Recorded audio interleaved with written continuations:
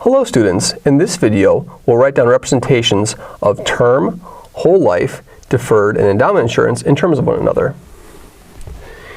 We'll consider the term random variable, so our term random variable will be z, and that is just going to be nu to the kx plus 1 if kx is less than n, and 0 if kx is bigger than or equal to n.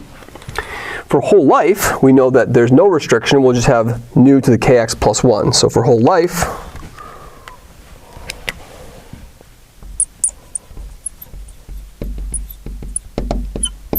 we just have z, our random variable, is just going to be nu to the kx plus 1. We can also write down the endowment insurance, and so what we'll have over here is for the expected present values. So the expected present value of term, a x1 n, is this random variable, and so this will be the sum. K goes from 0 up to n minus 1 of nu to the k plus 1, k qx. Over here, we'll just sum to infinity. So the expected present value over here is just the sum. K goes from 0 to infinity, nu to the k plus 1, qx k. And so now what we'll do is we'll introduce the notion of deferred insurance. So for deferred insurance,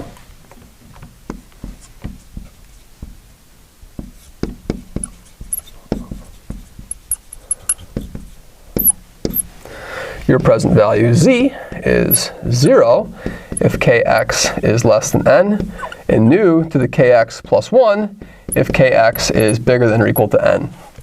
And so we'll write n bracket ax is the expected present value of this thing, and that will be what? That will simply just be the sum. K goes from n to infinity of nu to the k plus 1 k qx. And now, of course, we can see that if we add term insurance together with deferred insurance, we get whole life insurance. So term, note that if I look at the term plus deferred is whole life. So we get the following relationship. We see over here that we can tinker with this a little bit and write this in the following way.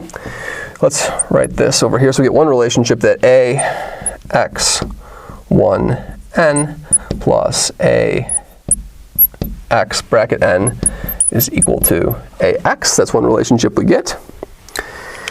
Or we can say that whole life minus a term insurance is deferred insurance.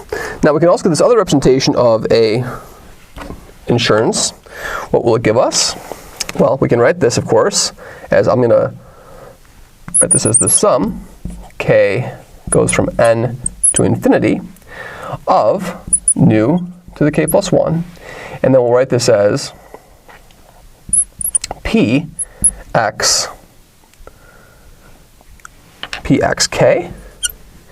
and then we'll have a qx plus k. Now,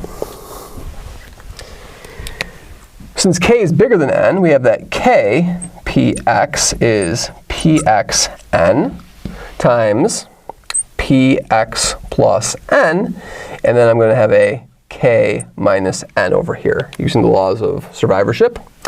And so what we can do is we can factor out a factor of p to the pxn from this, and write this as the sum. K goes from n to infinity. I'll write this as nu to the n px, those first two terms, and then I'll write this as nu to the k minus n plus 1, and then we'll have left over a k minus n px plus n, and then a qx plus k.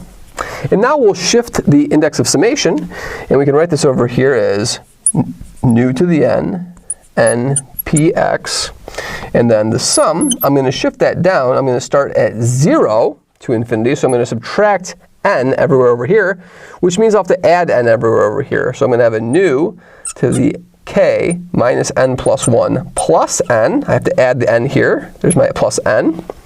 And then we'll have a add n over here, so that's going to turn into a k px by adding n to n plus k.